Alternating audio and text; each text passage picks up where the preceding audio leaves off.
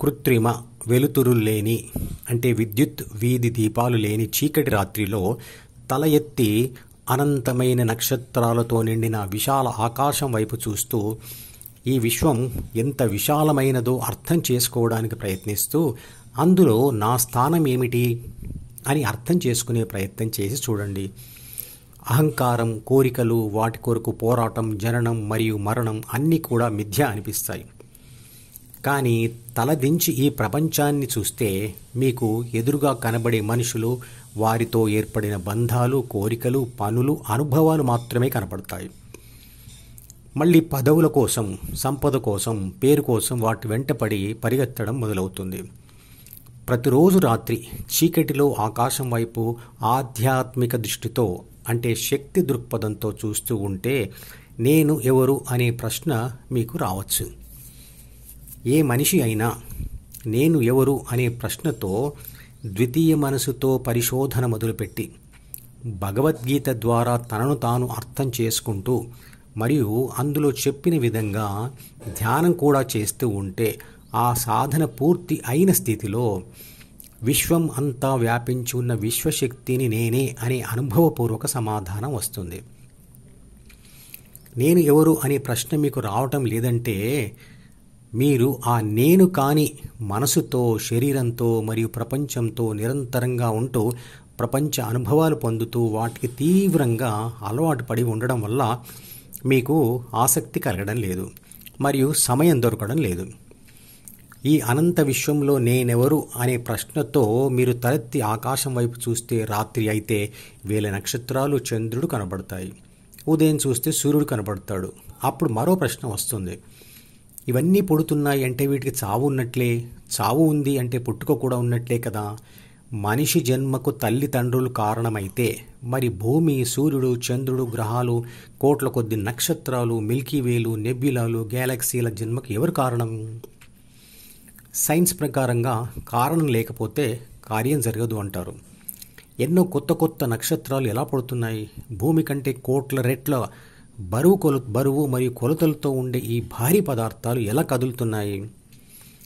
Big bang theory చెబుతుంది, విశ్వశక్తి వల్ల విశ్వ పదార్థమంతా తనలో తానే కొంచుకుపోయి పేలిపోయి ఇవన్నీ పుట్టాయి. మళ్ళీ కొంతకాలానికి అవన్నీ కలిసిపోతాయి, మళ్ళీ కుంచుకుపోతాయి, మళ్ళీ పేలిపోతాయి. ఇది నిరంతరంగా జరుగుతూనే ఉంటుంది. మరి ఇలా జరగడానికి కారణం ఏమిటి అంటే విశ్వ పదార్థాల జన్మం, గమనం మరియు మరణంలకు కారణం విశ్వశక్తి. ఇప్పటి వరకు కనుక్కున్న 118 మూలకాలతో ఏర్పడిన విశ్వ పదార్థాలతో పాటుగా విశ్వశక్తి నుండే విద్యుత్ శక్తి, రసాయన శక్తి, అణుశక్తి, అయస్కాంత శక్తి, భూమి ఆకర్షణ శక్తి లాంటి ఎన్నో శక్తులు వచ్చాయి. మరి నేను పదార్థ రూపంలో ఉన్నానా లేక శక్తి రూపంలో ఉన్నానా? నేను అనేది ఒక శక్తి అని ఇదివరకు చేసిన వీడియోలలో వివరించాను. నిరంతరంగా ఈ విశ్వశక్తి పదార్థమును శక్తిగా మరియు శక్తిని పదార్థంగా మారుస్తూ ఉంటుంది. విశ్వశక్తి యొక్క ఈ లక్షణమే, ఈ ధర్మమే విశ్వంలో జరిగే అన్ని పనులకు కారణం. ఇదే సనాతన లేదా శాశ్వత ధర్మం. దీనినే పరమాత్మ అన్నారు. విశ్వం అంతా వ్యాపించి ఉన్నవి రెండే విషయాలు, అవి పదార్థము మరియు శక్తి. శక్తి పదార్థం ద్వారానే తన ప్రభావాన్ని చూపిస్తుంది. శక్తి పదార్థంలో ప్రవేశించడం శక్తికి జన్మ. శక్తి పదార్థాన్ని విడిచిపెట్టడం పదార్థానికి మరణం. ప్రాథమిక మనసు లేకుండా శక్తి మరియు పదార్థం మాత్రమే కలిసి ఉన్నవి అన్నీ శక్తి యొక్క మనసు లేని జన్మలు.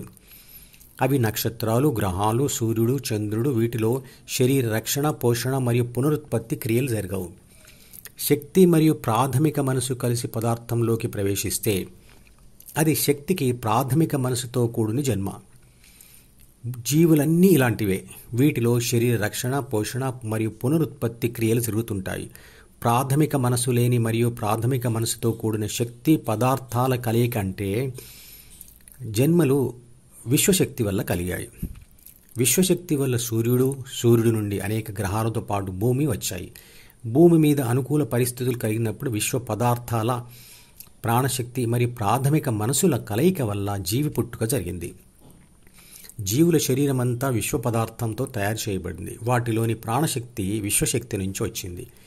మనిషి జన్మకు కనబడుతున్న కారణం తల్లిదండ్రులు అయినా కనపడని అసలు కారణం విశ్వ పదార్థం మరియు విశ్వశక్తియే.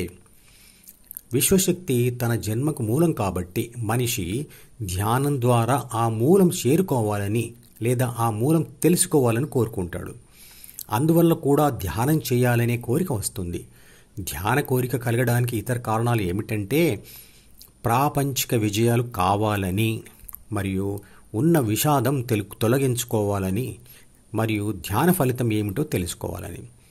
కానీ ఆత్మ ప్రాథమిక మనసులోని 3 బాధ్యతల 6 గుణాల కారణంగా ద్వితీయ మనసు ద్వారా జ్ఞానేంద్రియాలతో నిరంతరంగా ప్రపంచానికి అతుక్కొని ఉండడం వల్ల ఆ ధ్యాన కోరిక మరుగున పడిపోతుంది. ఎవరికైతే ధ్యానం చేయాలనే కోరిక వస్తుందో వారు యోగం లేదా ధ్యానం ద్వారా జీవించి ఉండగానే మళ్ళీ విశ్వశక్తిని చేరుతారు.